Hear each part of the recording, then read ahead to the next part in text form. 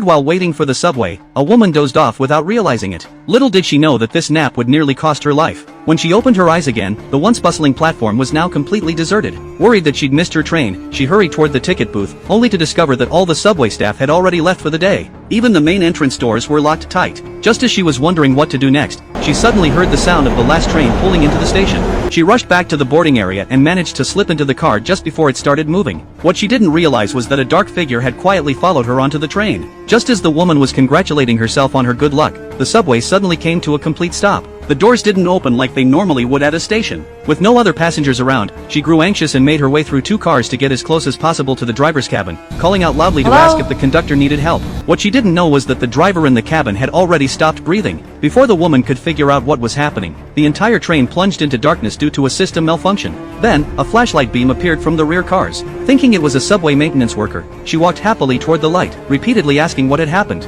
But no matter how much she spoke, the person never answered and kept moving closer to her. The woman began to sense something was wrong. Her instincts told her she needed to get out of there immediately. But in her panic, she lost her footing and fell to the ground. That's when she discovered that the person holding the flashlight was actually Mark, a co-worker from her company, the same dark figure who had secretly followed her onto the train. It turned out that Mark had developed feelings for her back at the office. To win her over, he had gone to these lengths to create what seemed like a chance encounter. But when the woman showed no romantic interest and directly rejected his confession, Mark showed no signs of being hurt by her rejection. Instead, he decided that on this empty subway car, he would take by force what he had been longing for. At the critical moment, the subway doors suddenly burst open. A mysterious force violently dragged Mark outside. His final words were telling the woman to run, before he disappeared forever beyond the subway doors.